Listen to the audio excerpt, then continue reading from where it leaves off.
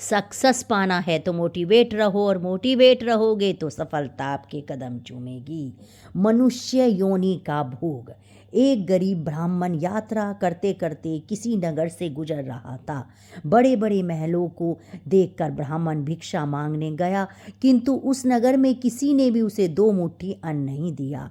आखिर दोपहर हो गई तो ब्राह्मण दुखी होकर अपने भाग्य को कोसता हुआ जा रहा था। सोच रहा था, कैसा मेरा दुर्भाग्य है, इतने बड़े नगर में मुझे खाने के लिए 2 मुट्ठी अन्न तक नहीं मिला, रोटी बनाकर खाने के लिए 2 मुट्ठी आटा तक नहीं मिला। इतने में एक सिद्ध संत की निगाह उस ब्राह्मण पर पड़ी। उन्होंने ब्राह्मण की बड़बड़ाहट सुन ली तो वे पहुँचे उसके पास में। उन्होंने कहा, हे गरीब ब्राह्मण, तुम मनुष्य से भिक्षा मांगो, पशु क्या जाने भिक्षा देना। यह सुनकर ब्राह्मण दंग रह गया और कहने लगा, हे महात्मा, आप क्या कह रहे हो? बड़ी बड़ी महलों में रहने वाले मनुष्यों से ही मैंने भिक्षा मांगी है। महात्मा बोले, नहीं ब्राह्मण, मनुष्य शरीर में दिखने वाले वे लोग भीतर से मनुष्य नहीं हैं, अभी भी वे पिछले जन्म के हिसाब से ही जी रहे हैं। कोई शेर की योनि में से आया है तो कोई कुत्ते की योनि से आया है, कोई हिरन की योनि से आया है तो कोई गाय या भैंस की योनि से आया है। उनकी आकृति मानव शरीर की जरूर है, किंतु अभी तक उनमें मनुष्यता निखरा नहीं है, और जब तक मनुष्यता नहीं निखरता तब तक दूसरे मनुष्य की पीड़ा का पता नहीं चलता। दूसरे में भी मेरा प्रभु ही है, ये ज्ञान नहीं होता। तुमने मनुष्यों से नहीं, पशुओं से भिक्षा मांगी है। ब्राह्मण का चेहरा दुख एवं निराशा से भरा था। सिद्ध पुरुष तो दूरदृष्टि के धनी होते हैं। उन्होंने कहा, देख ब्राह्मण, मैं तुझे यह चश्मा देता हूँ, इस चश्मे को पहनकर जा और कोई भी मनुष्य दिखे उसे भिक्षा मांग और फिर देख क्या होता है। वह गरीब ब्राह्मण जहाँ पहले गया था वहीं पुन गया और योग सिद्ध कला वाला चश्मा पहनकर गौर से देखा। ओहो, सच में कोई कुत्ता है, कोई बिल्ली है तो कोई बाघ है। आकृति तो मनुष्य की है, लेकिन संस्कार पशुओं के हैं। मनुष्य होने पर भी मनुष्यता के संस्कार नहीं हैं। घूमते घूमते वह ब्राह्मण थोड़ा सा आगे गया तो देखा कि एक मोची जूते सिल रहा है, और ब्राह्मण ने उसे गौर से देखा तो उसमें मनुष्यता का निखार पाया। ब्राह्मण ने उसके पास जाकर कहा, भाई, तेरा धंधा तो बहुत हल्का है और मैं हूँ ब्राह्मण, रीति रिवाज एवं कर्म कांड को बहुत बड़ी चुस्ती से पालता हूँ। मुझे बहुत तेज भूख लगी है, इसलिए मैं तुझसे मांगता हूँ, क्योंकि तुझमें मनुष्यता दिखा है। उस मोची की आंखों से टप टप आंसू बरसने लगे। वह बोला, हे प्रभु, आप भूखे हैं, इतनी देर आप कहाँ थे? यह कहकर मोची उठा एवं जूते सिलकर टका आना 2 आना जो भी इकट्ठे किए थे उस चिल्लड़ को लेकर हलवाई की दुकान पर पहुंचा और बोला, हलवाई भाई, मेरे इन भूखे भगवान की सेवा कर लो। यह चिल्लड़ यहाँ रखता हूँ, और जो कुछ भी सब्जी पराठे आदि दे सकते हो वह इन्हें दे दो, और मैं अभी जाता हूँ। यह कहकर मोची भागा और घर जाकर अपने हाथ से बनाई हुई एक जोड़ी जूती ले आया और एवं चौराहे पर उसे बेचने के लिए खड़ा हो गया। उस राज्य का राजा जूतियों का बड़ा शौकीन था। उस दिन भी उसने कई तरह की जूतियां पहनी, किंतु किसी भी बनावट उसे पसंद नहीं आई, तो किसी का नाप नहीं आया।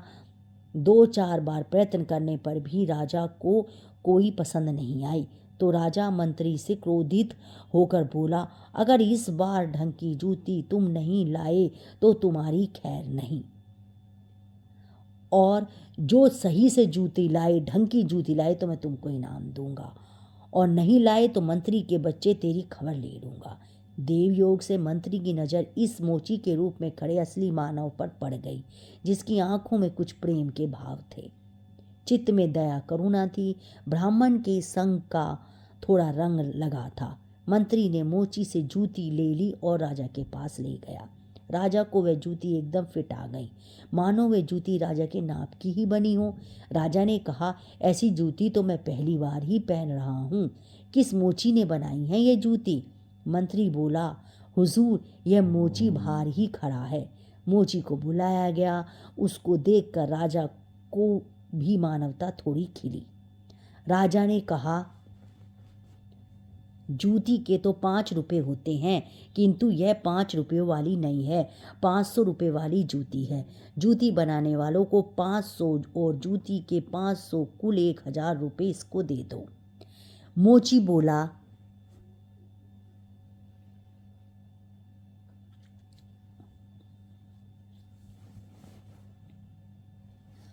राजा जी तनिक ठहरिए, यह जूती मेरी नहीं है, जिसकी है उसे मैं अभी ले आता हूँ। मोची जाकर विनय पूर्वक उस ब्राह्मण को राजा के पास ले आया एवं राजा से बोला, महाराज जी, यह जूती इन्हीं की है। राजा को आश्चर्य हुआ। वह बोला, यह तो ब्राह्मण है, इसकी जूती कैसे हो सकती है? राजा ने ब्राह्मण से पूछा तो ब्राह्मण ने कहा, मैं तो ब्राह्मण हूँ, यात्रा करने निकला हूँ। राजा बोला, मोची, जूती तो तुम बेच रहे थे, इस ब्राह्मण ने जूती कब खरीदी और कब बेची? मोची ने कहा, महाराज, मैंने मन में ही संकल्प कर लिया था कि जूती की जो रकम आएगी वह इन ब्रह्मदेव की होगी। जब रकम इनकी है तो मैं इन रुपयों को कैसे ले सकता हूँ, इसलिए मैं इन्हें ले आया हूँ। न जाने किसी जन्म में मैंने दान करने का संकल्प किया होगा और मुकर गया होऊंगा, तभी तो यह मोची का चोला मिला है। अब भी यदि मुकर जाऊँ तो न जाने मेरी कैसी दुर्गति हो, इसलिए महाराज, ये रुपये मेरे नहीं हुए। मेरे मन में आ गया कि जूती की रकम इनके लिए होगी। फिर 5 रुपये मिलते तो भी इनके होते और 1000 मिल रहे हैं तो भी इनके ही हैं। हो सकता है मेरा मन बेईमान हो जाता, इसलिए मैंने रुपयों को नहीं छुआ और असली हकदार को ले आया। राजा ने आश्चर्यपूर्वक होकर ब्राह्मण से पूछा, ब्राह्मण, मोची से तुम्हारा परिचय कैसे हुआ? ब्राह्मण ने सारी आपबीती सुनाते हुए सिद्ध पुरुष के चश्मे वाली बात बताई और कहा कि महाराज, आपके राज्य में पशुओं के दर्शन तो बहुत हुए, लेकिन मनुष्यता का अंश इन मोची भाई में ही नजर आया। राजा ने उत्सुकता से कहा, लाओ वह चश्मा, जरा हम भी देखें। राजा ने चश्मा लगाकर देखा तो कोई हिरन, कोई बंदर दिखा तो कोई रीछ। राजा दंग रह गया कि यह तो पशुओं का दरबार भरा पड़ा है। राजा ने सोचा, यह सब पशु हैं तो मैं कौन हूँ? उसने आईना मंगवाया और उसमें अपना चेहरा देखा तो शेर। राजा के आश्चर्य का ठिकाना ना रहा। यह सारे जंगल के प्राणी हैं और मैं जंगल का राजा शेर यहाँ भी इनका राजा बना बैठा हूँ। राजा ने कहा, ब्राह्मण देव, योगी महाराज का चश्मा तो बड़ा गजब का है, योगी महाराज कहाँ होंगे?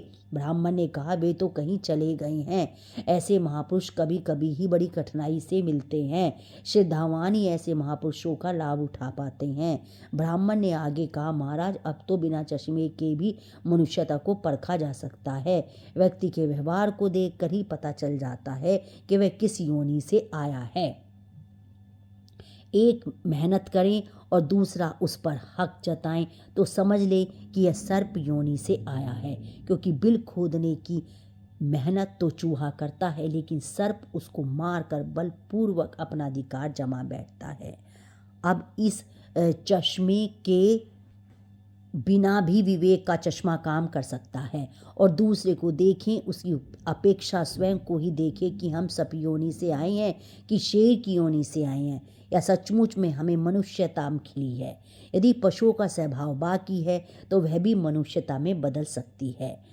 और गोस्वामी तुलसीदास जी कहते हैं, कुसंस्कारों को छोड़ दो, अपने भीतर छुपे हुए पशुत्व को आप निकालेंगे तो ही निकलेगा।